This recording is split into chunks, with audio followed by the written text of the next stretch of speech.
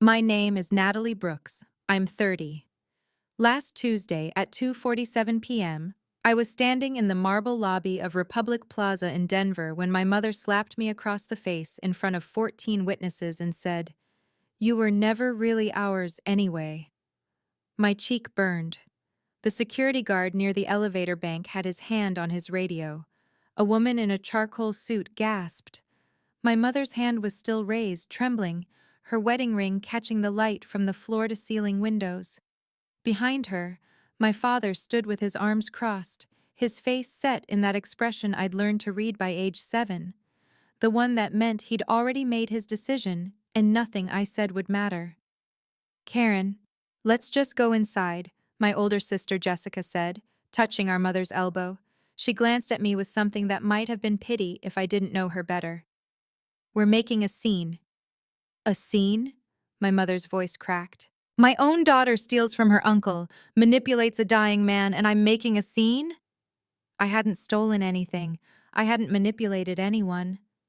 But I'd learned at 13 that defending yourself only gives them more ammunition. "The attorney is waiting," I said quietly. My face still stung. I could feel my pulse in my teeth.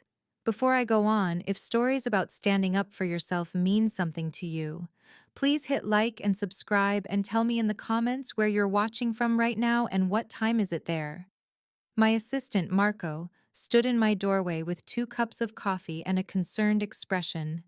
He'd been with me for 3 years, since I'd been promoted to CFO, and he knew exactly how rare it was for me to take personal calls during work hours.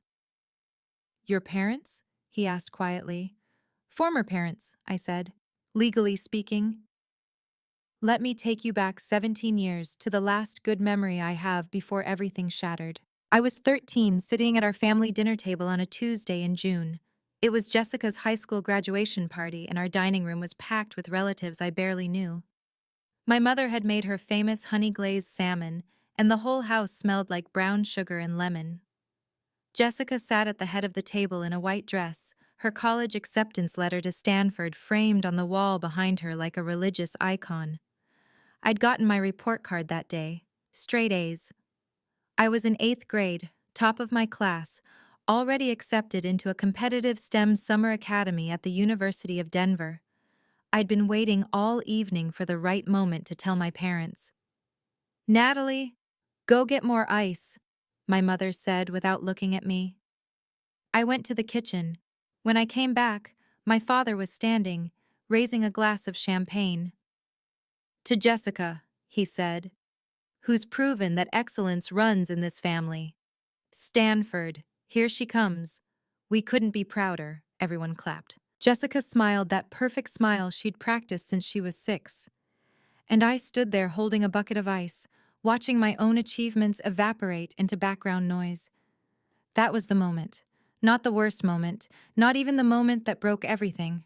Just the moment I realized I was invisible, unless they needed something from me. 2 months later, my parents told me I couldn't attend the STEM Academy. The program cost $3,400 for 6 weeks. My father said they couldn't afford it. Then, 3 days later, I overheard them on the phone arranging a $6,800 European tour for Jessica before college started.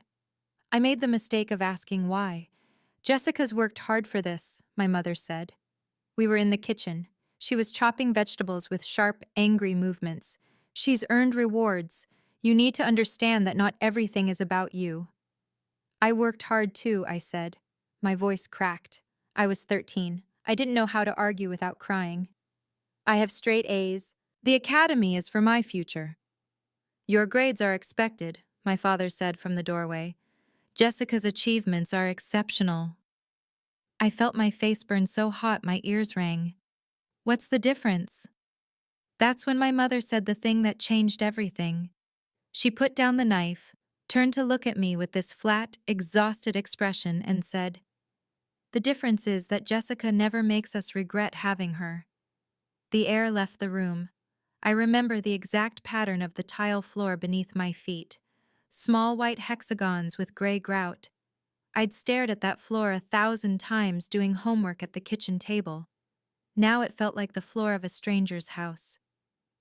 "Karen," my father said quietly. A warning.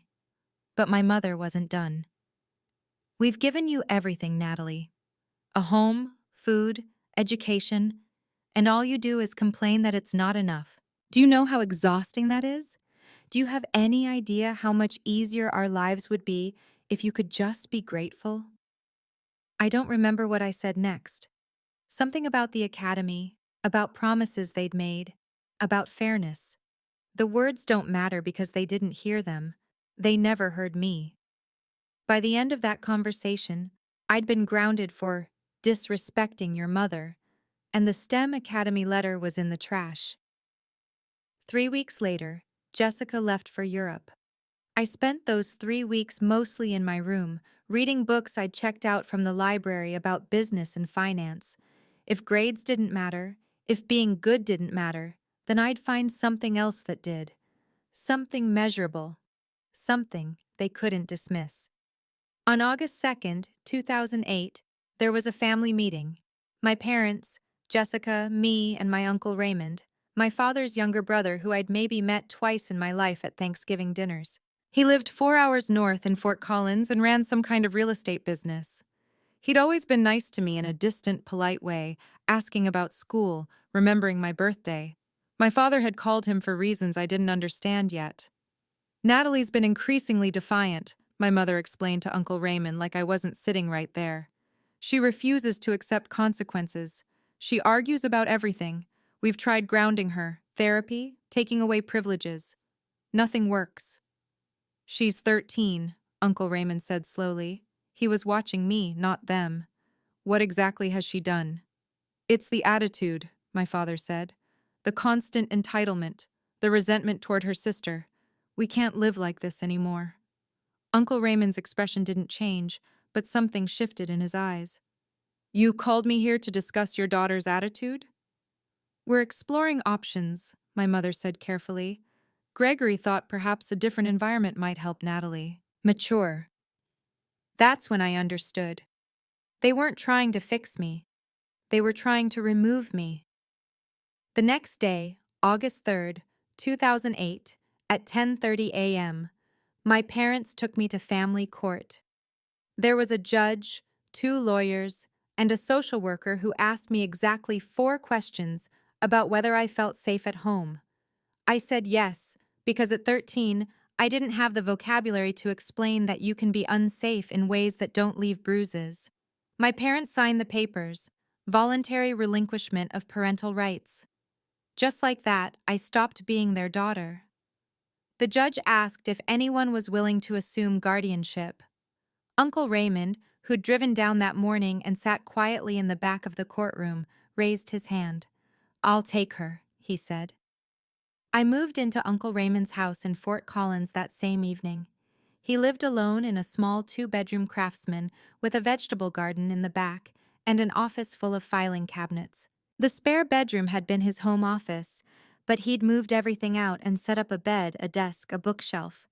You'll start school here in the fall, he said. You'll have chores, rules, curfew, standard stuff. But I need you to know something, Natalie. You're not a guest here. You're not temporary.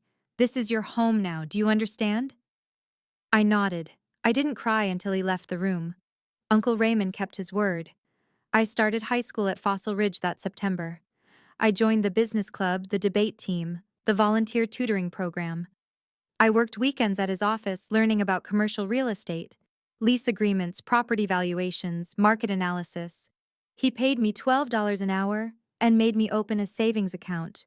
2 years later, in 2010, he legally adopted me. I became Natalie Brooks again, but this time it meant something different. He took me to a nice restaurant in Denver to celebrate, and over dessert he said, I want you to promise me something. Whatever happens with your parents, whatever they say or do, don't let them make you small. You were never the problem. Do you hear me? I hear you, I said. I mean it, little architect. That was his nickname for me because I was always sketching floor plans and building designs in my notebooks. You're going to build something big someday. I can see it.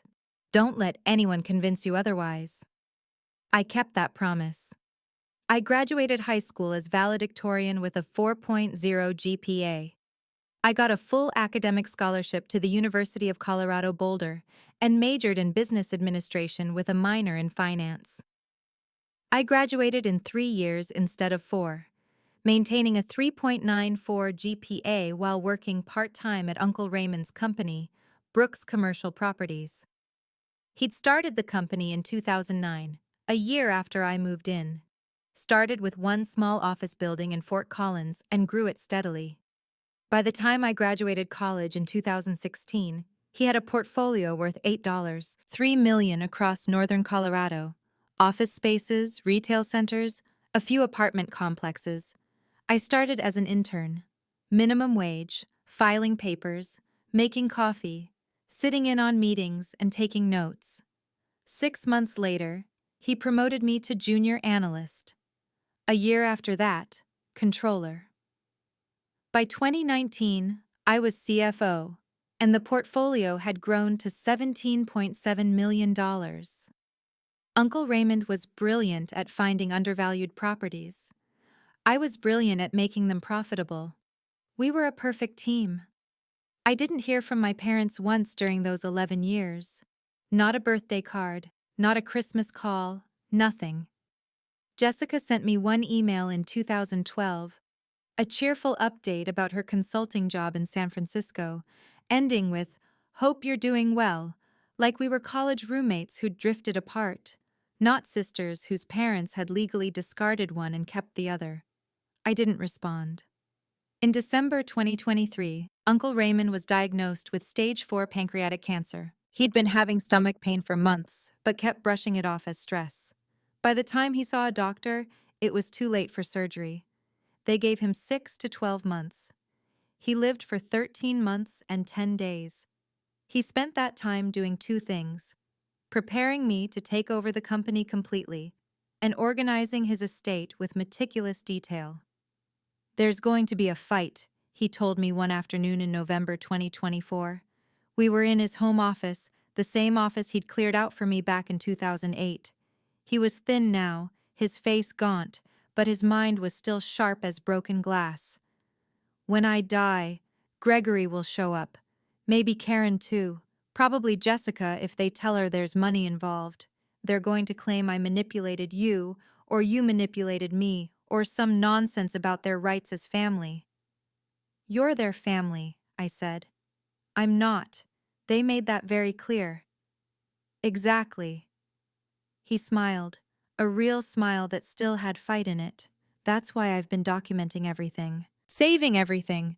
I've got lawyers who know exactly what to do, but I need you to promise me you won't settle. When they come, and they will come, don't give them a single dollar just to make them go away. Make them see the documents. Make them face what they did." "I promise," I said. Uncle Raymond died on January 2nd, 2025, at 3:17 a.m. I was holding his hand. His last words were, "Build something big, little architect." The funeral was small. Just me, a handful of Uncle Raymond's business associates, a few neighbors, and the staff from Brooks Commercial Properties. My parents didn't come. Neither did Jessica. I didn't invite them, but they didn't know Uncle Raymond had died until 3 days later when the obituary ran in the Denver Post. That's when the calls started. My father called first. "I saw the news about Raymond," he said. "I'm sorry for your loss. He was a good man." "Thank you," I said. I was sitting in Uncle Raymond's office, my office now, surrounded by boxes of his personal effects I needed to sort through. "I assume there will be arrangements to handle," my father continued. "Estate matters. We should coordinate. As his brother, I'll need to be involved in those decisions." "Everything's already handled," I said. "Uncle Raymond was very thorough."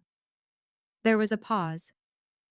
"Well, I'd still like to review the documents. For clarity." "His attorney will be in touch," I said, and hung up. My mother called 2 hours later. "Natalie, we need to talk about this situation. Your father is very upset. Raymond was his brother. He has a right to be included in estate decisions.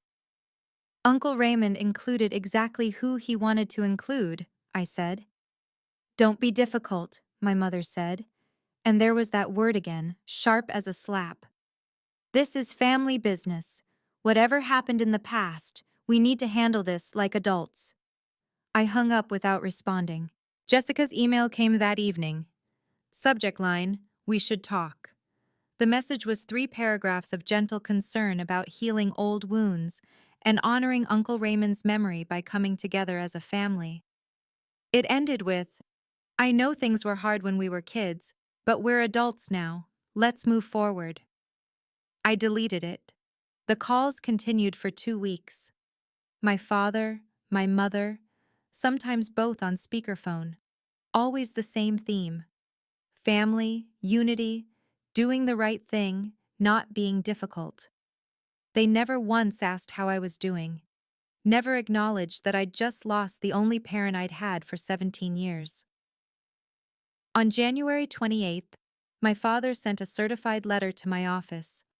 I opened it in front of Marco and my attorney, Patricia Chen, who'd been Uncle Raymond's attorney and was now mine. The letter informed me that Gregory Brooks, as Raymond Brooks' surviving brother and next of kin, was contesting the estate distribution and demanding full disclosure of all assets, trusts, and final wishes. It threatened legal action if I didn't comply within 10 business days. Patricia read it twice, then looked at me over her reading glasses. Are you ready for this? Yes, I said. Your uncle prepared for this exact scenario. He has documentation going back to 2008, financial records, the relinquishment papers, adoption records, birthday cards he sent you that they returned unopened, emails he tried to send your parents about your achievements that they never answered. He even kept a journal documenting their complete lack of contact with you for 17 years. He knew they'd try this, I said. He knew exactly what kind of people they were, Patricia said. The question is whether you want to settle quietly or make them face it publicly. I thought about Uncle Raymond's last request. Don't settle, make them see the documents. Publicly, I said. Schedule the will reading. Invite everyone who needs to be there. Make it official. Patricia smiled. I was hoping you'd say that. The will reading was scheduled for February 10th, 2025, at 2 p.m. in Patricia's law office on the 47th floor of Republic Plaza in downtown Denver. Patricia sent formal invitations to my parents, to Jessica, to Uncle Raymond's business partners, to the heads of the 3 charities he'd supported, to his accountant, to his financial advisor, and to me. 17 people total would be in that room. My parents called the day after receiving the invitation. Finally, my father said. Some transparency. We'll see you Tuesday. Looking forward to it, I said, which was true in a way they couldn't possibly understand.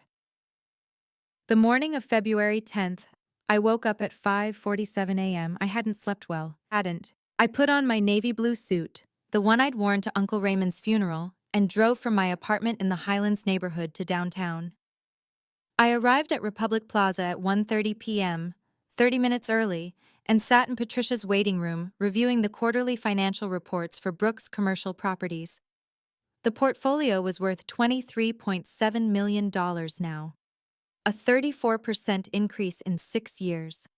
Uncle Raymond would have been proud. My parents arrived at 1:55 p.m. I heard my mother's voice in the hallway before I saw them, that particular sharp tone she used when she wanted to sound authoritative. We're here for the Brooks estate reading. Yes, we're family. Gregory Brooks, he was Raymond's brother. They walked into the waiting room and stopped when they saw me. My father looked older, grayer at the temples, wearing an expensive charcoal suit.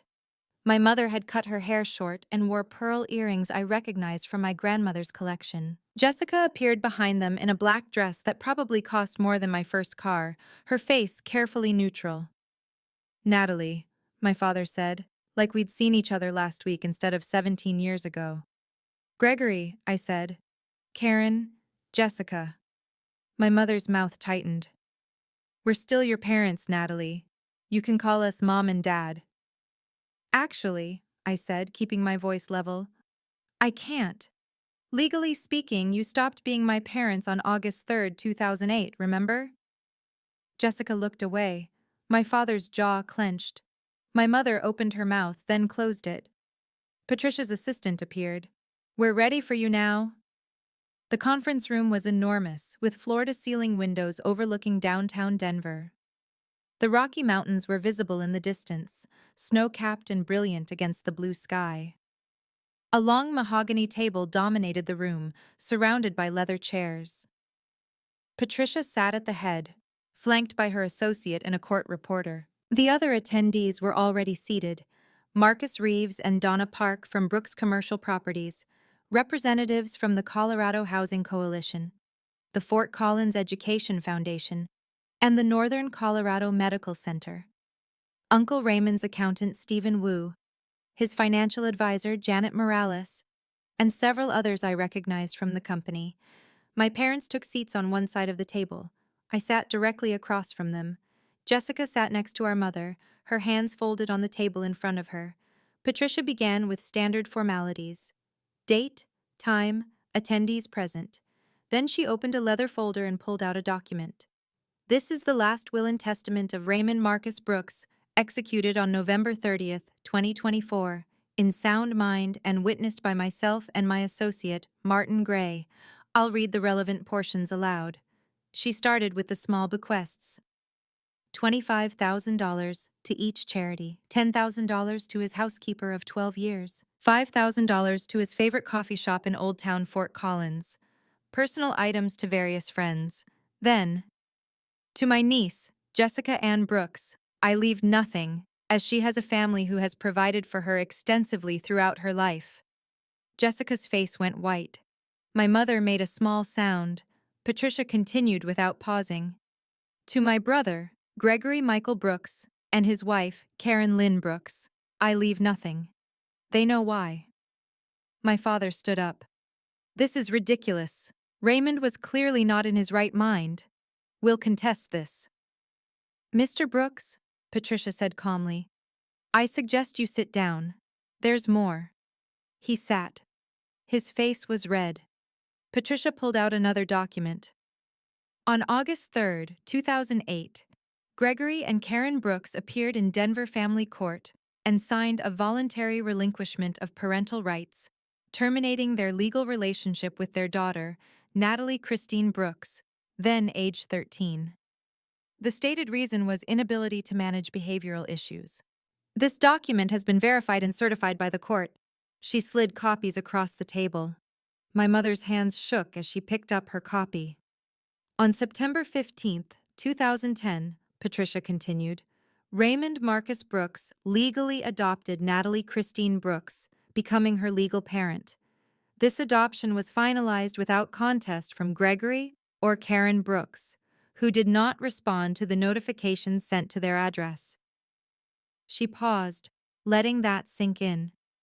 For the following 17 years, Gregory and Karen Brooks made 0 attempts to contact Natalie. No birthday cards, no holiday calls, no letters. Raymond Brooks documented each missed milestone, each year of silence. This documentation has been provided to the court in anticipation of exactly this contest. My father's voice was tight. This is a deliberate misrepresentation. We had our reasons for the difficult decision we made. Raymond manipulated a troubled child against her own family. Troubled how? Patricia asked mildly. She was defiant, ungrateful, constantly causing conflict. Can you provide documentation of this behavior? Medical records, school reports, police records? My father's mouth worked. It was a family matter. We didn't involve outside authorities. Strange, Patricia said, because I have Natalie's middle school records here. Honor roll every semester. Perfect attendance. 0 disciplinary incidents. Student council representative. Volunteer tutor. She slid another stack of documents across the table. Her high school records show the same pattern.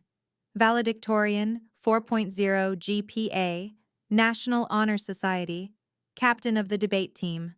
Her college transcripts show a 3.94 GPA, graduating with honors from the University of Colorado Boulder. Her CPA certification, her 6 years of employment records at Brooks Commercial Properties, rising from intern to CFO. She looked at my father. Where exactly is the evidence of this troubled, defiant child you're describing? The room was silent. I could hear the faint hum of the heating system, the scratch of the court reporter's pen. My mother spoke up, her voice wavering.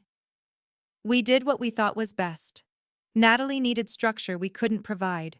Raymond could give her that. We were trying to help her. By erasing her? Patricia asked. By refusing all contact for 17 years? By telling your friends and family that she was, and I quote from your own Christmas letter of 2012, going through a difficult phase and we're giving her space? She pulled out a printed Christmas card with a family photo, my parents and Jessica, smiling in front of a Christmas tree. No mention of me, no empty space where I should have been. When Natalie graduated high school as valedictorian, Raymond sent you an invitation to the ceremony, Patricia continued. You didn't respond. When she graduated college with honors, he sent another invitation. You returned it unopened. When she became CFO of a multi-million-dollar company at age 28, he sent you a newspaper article about her achievement. You never acknowledged it. She laid out a line of envelopes across the table. Returned mail, unopened, each with my mother's handwriting. Return to sender. Jessica was staring at the envelopes. Mom, you told me Natalie didn't want to hear from us. You said she'd rejected the family. She did, my mother said quickly. She chose Raymond over us. She was 13, Patricia said. You chose to relinquish her. You signed the papers. No one forced you. My father's voice rose. Raymond poisoned her against us. He turned her into this cold, vindictive person who's now trying to steal his estate from his actual family. Steal? Patricia raised her eyebrows. Let me read the final bequest. To my daughter, Natalie Christine Brooks, I leave my entire estate, including all properties, assets, investments, and personal effects. Current estimated value, $23.7 million. She has earned this not through blood relation, but through her dedication, her intelligence, her kindness, and her unwavering commitment to building something meaningful. She is the daughter I chose, and she chose me back. This is what family actually means. The room erupted. My father shouting about manipulation, my mother crying, Jessica sitting frozen with her hands over her mouth. The charity representatives exchanging uncomfortable glances. Marcus Reeves from Brooks Commercial Properties watching my parents with undisguised disgust. Patricia raised her voice. There's more. Raymond Brooks left a sealed letter for Natalie, to be opened only in her presence and read only if she chooses. Natalie? She held out a cream-colored envelope with my name written in Uncle Raymond's careful handwriting. My hands were steady as I took it. I broke the seal and pulled out 2 pages of his writing. The room went quiet. Would you like to read it privately? Patricia asked. No, I said. Read it aloud. She nodded and took the letter from me. Dear Natalie, Patricia read, if you're reading this, then I'm gone. And Gregory is already doing exactly what I knew he would do. He's claiming that I manipulated you, that you manipulated me, that the money should be his as my brother and blood relative. He's probably brought Karen and Jessica for moral support and to look like a united family. Let me tell you what he won't. I planned for this exact moment for 17 years. The day I took you in, I called a lawyer. Not because I didn't trust you, I trusted you completely. Because I knew my brother. I knew what kind of man throws away his own child because she asks too many questions. I knew what kind of woman signs those papers without a second thought. I knew what kind of sister benefits from your absence and never speaks up. I've saved everything, Natalie. Every returned letter, every ignored invitation, every birthday they forgot, every achievement they dismissed. I've documented their 17 years of silence. I've prepared legal defenses against every argument they might make. I've ensured that no judge, no court, no law can take away what you and I built together. Do you remember what I told you the day you moved in? You're not a guest. You're not temporary. This is your home. I meant it. You were home the moment you walked through my door with that backpack full of library books and that expression that broke my heart, like you expected me to change my mind at any second. You were never difficult. You were never the problem. You were a child who deserved better than what they gave you. And I'm sorry I didn't step in sooner. I'm sorry I didn't know what they were doing until it was almost too late. But I'm not sorry for the 17 years we had. Every single day with you was a gift. Watching you grow from a scared 13-year-old to this brilliant, strong, kind woman has been the greatest privilege of my life. You made me a father when I thought I'd never have that chance. The money is yours. The company is yours. The life we built is yours. Not because you're my heir, but because you earned every single dollar of it through your work, your intelligence, your dedication. The portfolio grew from $17.7 million to $23.7 million because of you. Those 34% returns? That's all you, little architect. Don't let them guilt you. Don't let them rewrite history. Don't give them a single dollar just to make them go away. Stand up, show them the documents, and walk away knowing you owe them nothing. You were always enough. You were always worthy. You were always exactly who you were supposed to be. Build something big, little architect. You already have. All my love, Uncle Raymond. Patricia's voice cracked slightly on the last line. She set down the letter carefully. The silence in that room was absolute. I could see tears running down Donna Park's face. Marcus Reeves was staring at my parents with something like fury. Stephen Wu, the accountant, was shaking his head slowly. My mother was crying openly now, her mascara running. "We didn't know," she whispered. "We didn't know he felt that way about you."